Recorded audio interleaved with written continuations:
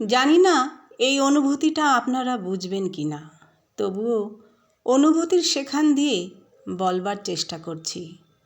কথায় বলে নিজের ব্যথা নিজে ছাড়া অন্য কেউ আর বুঝতে পারে না। আমি কে? লোকে আমাকে ভাইরাস বলে ডাকে। আমার ছোঁয়ায় আরও সবাই ছোঁয়াচে হয়ে যাবে। যুগ যতই বদলাক না কেন, নারীদের জন্য সমাজ ব্যবস্থা যেখানে ছিল সেখানেই দাঁড়িয়ে আছে, কিচ্ছুটি বদলায়নি। আমি ডিভোর্সি, তাই আমার ছোঁয়ায় সবাই অসুস্থ হয়ে যায়। ডিভোর্সের পর আমি একটা চাকরি খুঁজে নিয়েছিলাম। রোজ আমাকে অফিসের ক্যান্টিনে হাজারো প্রশ্নের উত্তর দেওয়ার জন্য প্রস্তুত থাকতে হতো। কেন হলো? আরেকটু সহ্য করতেন। পুরুষরা এমন একটু হয়ে থাকে। চায়ের সাথে টাটা ছিলাম আমি। তখন দিয়ে ক্যান্টিনে যাওয়াটা বন্ধ করে দিয়েছিলাম। নিজের মতো করে কাজ করে বেরিয়ে আসতাম। অফিস দিয়ে ফেরবার পথে শুনলাম চায়ের দোকানে ছেলেগুলো বলছে, ডিভোর্সি মাল, একবার চেষ্টা করে দেখব নাকি। যেন খোলা কিতাব, যে আসবে সেই বইয়ের পৃষ্ঠাটা উল্টে দিয়ে যাবে। এতদিন রিমার সাথে আমার ভালোই সম্পর্ক ছিল। রিমা আমার ছোটোবেলার বন্ধু। ডিভোর্স হওয়ার পর ও সেরকমভাবে কথা বলে না। একদিন ফোনে বলেই দিল, ঘর দিয়ে তোর সাথে মিশতে বারণ করেছে। অফিসে যাওয়ার জন্য খুব সকাল সকাল আমাকে ঘর দিয়ে বেরোতে হয়। পাশের বাড়ি কাকিমা দুধ নিচ্ছিল, আমাকে দেখে বলেই দিল, সকাল সকাল কার মুখটা দেখলাম, দিনটাই খারাপ যাবে। মিষ্টিও আজকাল আমাকে ডিভোর্সি কাকিমা বলে ডাকে। ডিভোর্সি মেয়েরা নাকি খুব স্মার্ট হয়, তাদের চরিত্রও খুব খারাপ হয়ে থাকে।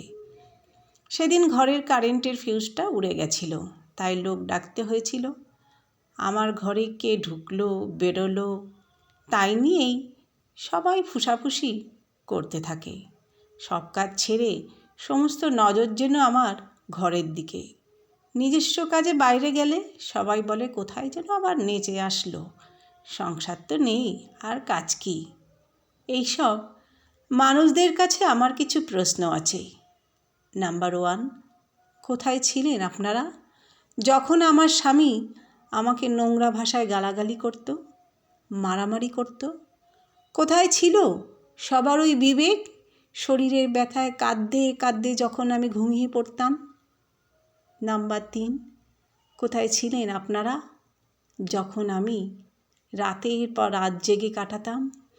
ওই মানুষটির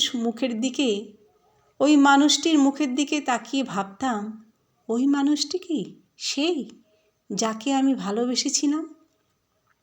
নিজের চাওয়া পাওয়া, নিজের পরিচয় ভুলেই গেছিলাম। তার কাছে আমার জন্য না ছিল সম্মান, না ছিল সময়। নাম্বার 4, কোথায় ছিলেন আপনারা যখন আমায় শোনা লাগতো বারান্দায় দাঁড়িয়ে, কোন পুরুষকে দেখছিস? যখন দিনের পর দিন মা বাবার মুখটা পর্যন্ত দেখতে পাইনি, ওরা ফোন করলে বলতো, মেয়ে বিয়ে দিয়ে এত খোঁজ নেওয়া কিসের? হাত দিয়ে ফোন কেড়ে নেওয়া হতো, তখন কোথায় ছিলেন আপনারা? নাম্বার 6, কোথায় ছিল আপনাদের সম্মান যখন আমাকে আর আমার মা বাবাকে প্রতি মুহূর্তে অপমান করা হতো? নাম্বার 7, যখন সকাল দিয়ে রাত অবধি কাজ করার পর এইটাই শোনা লাগতো, এর মা বাবা কিছু শেখায়নি, একটাই তো কাজ, তাও ঠিক করে পারে না। তখন কোথায় ছিলেন আপনারা? নাম্বার 8, যখন অসুস্থ শরীর নিয়ে সব কাজ করার পরে কেউ বলতো না, তুমি খেয়েছো তো, একটু আরাম করো, তখন কোথায় ছিলেন আপনারা? সত্যি করে বলুন তো, কেউ কি ছিলেন? যেগুলো আমার সাথে হয়েছিল সেগুলো কি ন্যায় হচ্ছিল? তখন তো কেউ আমার প্রতি সচেতনতা দেখাননি। এখন কেন গল্পের আসরের মূল বিষয়টা আমি? এই দুনিয়ায় কোনো মেয়েই চায় না তার সংসারটা ভাঙুক। কোনটা ভালো হতো বলুন তো? আমি আত্মহত্যা করলে? তখন হয়তো সবার টনক নড়ত, বলতেন, আহারে মেয়েটা কত ভালো ছিল, অনেক সহ্য করেছে। ফেসবুকে আমাকে নিয়ে তোলপাড় পড়ে যেত, জাস্টিস চাই, জাস্টিস চাই, আরও কত কিছু। তখন আমাকে যারা জন্ম দিয়েছে তারা কি করত? আমি অন্তত বেঁচে আছি, এতেই তারা খুশি। ভালো না থাকি, অন্তত খারাপ তো নেই। আমি মনে করি এটা আমার ব্যর্থতা না যে আমি সংসার ছেড়ে এসেছি। এটা তার ব্যর্থতা যে এটা সে বুঝতে পারেনি একটা মেয়ে তার জন্য একটা পৃথিবী ছেড়ে শুধুমাত্র তার হাত ধরে সম্পূর্ণ জীবন পাড়ি দেওয়ার আশা করেছিল। সম্মান, ভালোবাসা, অধিকার যেটা ছিল আমার প্রাপ্য, সেটা সে দিতে পারেনি। সে যেটা পেরেছে ভিতর দিয়ে আমাকে শেষ করে দিতে।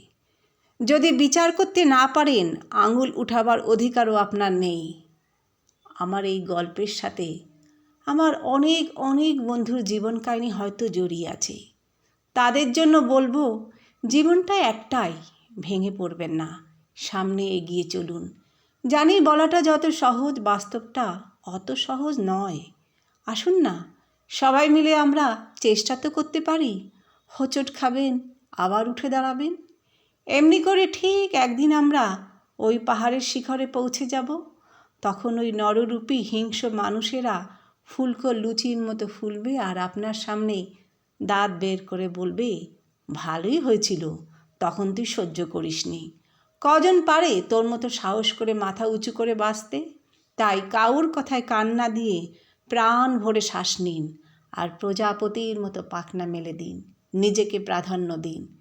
নিজের মন যেটা চায় ঠিক সেটাই করুন। দেখবেন পৃথিবীটা অনেক সুন্দর হয়ে গেছে। নিজেকে তিলে তিলে শেষ করার গল্প আর হয়তো শোনা যাবে না। কয়টা মেয়ে আপনার মতো সাহস করে উঠতে পারে? কজন পারে নতুন করে বাঁচার স্বপ্ন দেখতে? আর হ্যাঁ, আমাদেরও নিজস্ব একটা নাম আছে।